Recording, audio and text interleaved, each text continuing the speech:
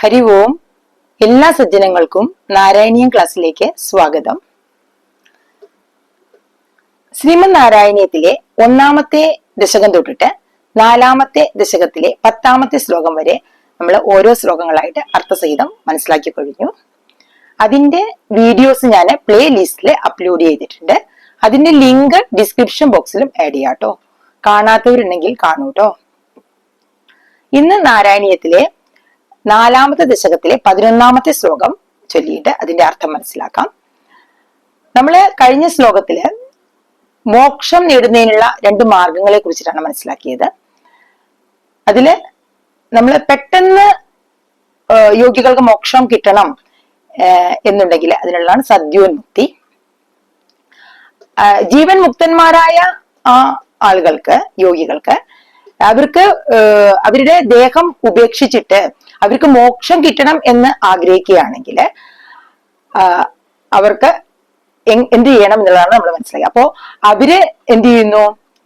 ആ സ്ഥൂല ശരീരത്തോടൊപ്പം സൂക്ഷ്മ ശരീരത്തെയും ഇവിടെ ഉപേക്ഷിച്ചിട്ട് ആ ജീവാത്മാവ് പരമാത്മാവിൽ പോയിട്ട് ലയിക്കുന്നു.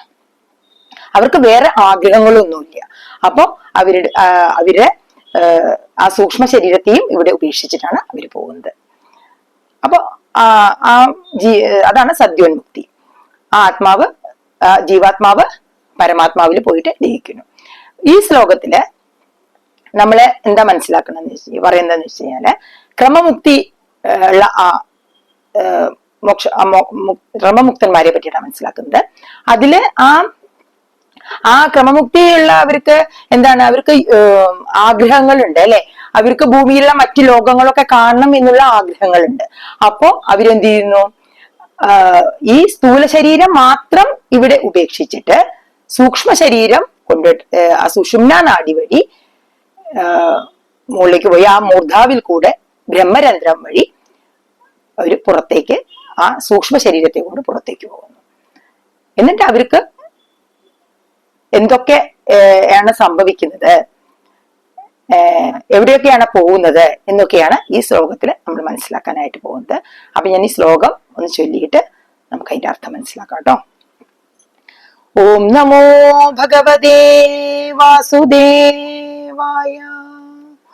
ഓം ശ്രീകൃഷ്ണ പരമാത്മനേ നമഃ. ഓം ശ്രീ ഗുരുഭ്യോ നമഃ. അഗ്നിവാസരവളക്ഷഭക്ഷഗൈഃ ഉത്തരായണ ദുഷാജ ദൈവതേ പ്രാപിതോ രവിപദം ഭവത്പരോ മോദവാൻ ധ്രുവപദാന്തമീയതേ. നമുക്ക് അർത്ഥം നോക്കാം. അഗ്നിവാസര വളർക്ഷ ഭക്ഷഗൈഃ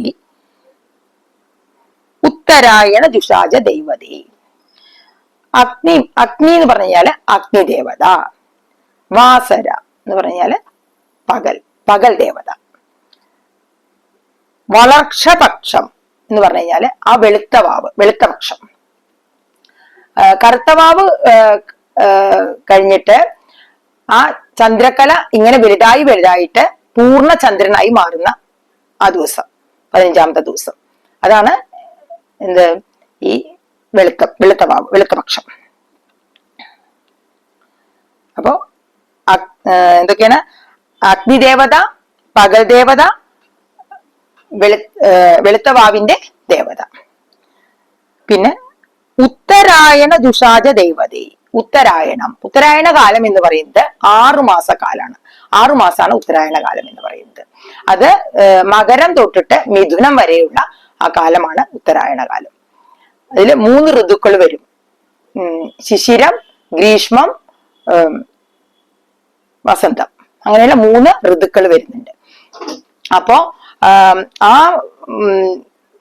ആ കാലം എന്ന് പറയുന്നത് വളരെ ശുഭകരമായിട്ടുള്ള കാര്യങ്ങളൊക്കെ ചെയ്യാൻ പറ്റിയ കാലം, മംഗളകരമായ കാര്യങ്ങളൊക്കെ നടത്താൻ പറ്റിയ കാലമാണ് ഈ ഉത്തരായണ കാലം എന്ന് പറയുന്നത്. അപ്പോ അഗ്നിദേവത, പകൽ ദേവത, വെളുത്തവാവിന്റെ ദേവത, ഉത്തരായണത്തിന്റെ ദേവത, അവരൊക്കെ ഈ ദേവതമാരാൽ പ്രാപിതോ, പ്രാപിതോ പറഞ്ഞ പ്രാപിച്ചിട്ട്, എത്തിച്ചേർന്നിട്ട്, ഭവത്പരോ, രവിപദം ഭവത്പരോ. ഭവത്പരോ എന്ന് പറഞ്ഞു കഴിഞ്ഞാല് ഈ ക്രമമുക്തിയിലുള്ള ആളുകൾക്ക് എന്താണ് ആഗ്രഹം? അവർക്ക് മറ്റു ലോകങ്ങളൊക്കെ കാണണം എന്നൊക്കെ ആഗ്രഹം ഉണ്ടെങ്കിലും അവർക്ക് എന്താണ് അവസാനം ഈ ഭഗവാനിൽ തന്നെ ചെന്ന് ലയിച്ചു ചേരണം എന്നുള്ള ആഗ്രഹമാണ് അവർക്ക്. അവർക്ക് പിന്നെ ലോകങ്ങളൊക്കെ കണ്ടു കഴിഞ്ഞിട്ട് പിന്നെ എന്താണ് ഈ അവസാനം ഈ ഭഗവാനിൽ തന്നെ ലയിച്ചു ചേരണം എന്ന ആഗ്രഹമാണ്. അപ്പോ അങ്ങനെയുള്ള ആ ഭഗവാനോട് ഭക്തിയും താല്പര്യവുമുള്ള ആ ഭവത്പര, ആ യോഗികള് എന്നാണ് പറയുന്നത് കേട്ടോ.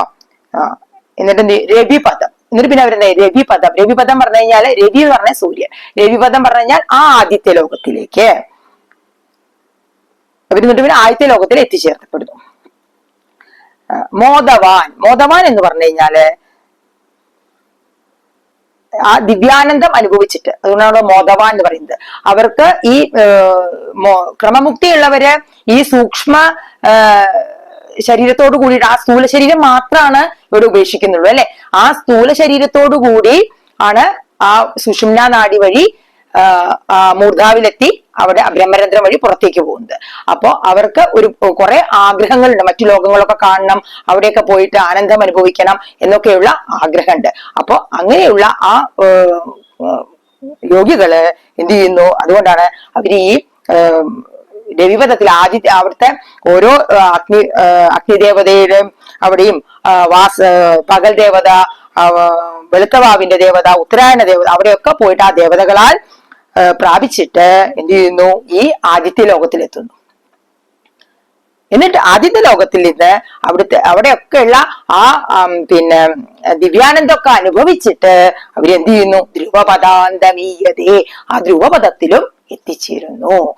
അതുവരെയാണ് ഈ ശ്ലോകത്തിൽ, ആ ധ്രുവപദത്തിൽ എത്തിച്ചേരുന്നത് വരെയാണ്, ആ ക്രമമുക്തിയിലുള്ളവരെ ധ്രുവപദത്തിൽ എത്തിച്ചേരുന്നത് വരെയാണ് ഈ ശ്ലോകത്തിൽ നമ്മൾ മനസ്സിലാക്കുന്നത് കേട്ടോ. ഇനി ഇതിന്റെ ബാക്കി നമ്മൾ അടുത്ത ശ്ലോകത്തിൽ മനസ്സിലാക്കും. അപ്പോ ഇതാണ് ശ്ലോകത്തിന്റെ അർത്ഥം. അപ്പൊ ഞാൻ ഈ ശ്ലോകം ഒന്നുകൂടി വായിക്കാം കേട്ടോ. അഗ്നിവാസര വളർക്ഷപക്ഷഗൈരുത്തരായണ ജുഷാജ ദൈവദേ പ്രാപിതോ രവിപദം ഭവത്പരോ മോദവാൻ ധ്രുവപദാന്തമേയതേ. അപ്പോ ഞാൻ പറയുന്നതൊക്കെ നിങ്ങൾക്ക് മനസ്സിലായി ഇഷ്ടപ്പെടുവാണെങ്കിൽ നിങ്ങൾ ലൈക്ക് ചെയ്യുക, കമന്റ് ചെയ്തിട്ട് അഭിപ്രായങ്ങളൊക്കെ അറിയിക്കുക. നിങ്ങൾ ലൈക്കോ കമന്റോ ചെയ്യുമ്പോഴാണ് നിങ്ങൾക്ക് ഇത് ഇഷ്ടപ്പെടുന്നുണ്ടെന്ന് എനിക്ക് മനസ്സിലാവുന്നുണ്ടെന്ന് എനിക്ക് മനസ്സിലാവുക. അപ്പൊ അതുകൊണ്ട് എല്ലാവരും ലൈക്കൊക്കെ ചെയ്യാട്ടോ. പിന്നെ പഠിക്കണമെന്ന് ആഗ്രഹമുള്ള ആളുകൾക്ക് ഷെയർ ചെയ്ത് കൊടുക്കുക. അപ്പൊ എല്ലാവർക്കും ഈശ്വരാനുഗ്രഹം ഉണ്ടാവട്ടെ. നാരായണാഖില ഗുരോ ഭഗവൻ നമസ്തേ. സർവത്ര ഗോവിന്ദ നാമ സങ്കീർത്തനം. ഗോവിന്ദ ഗോവിന്ദ. ഓം ശ്രീ ഗുരുഭ്യോ നമഃ. ഹരി ഓം തത്സത്.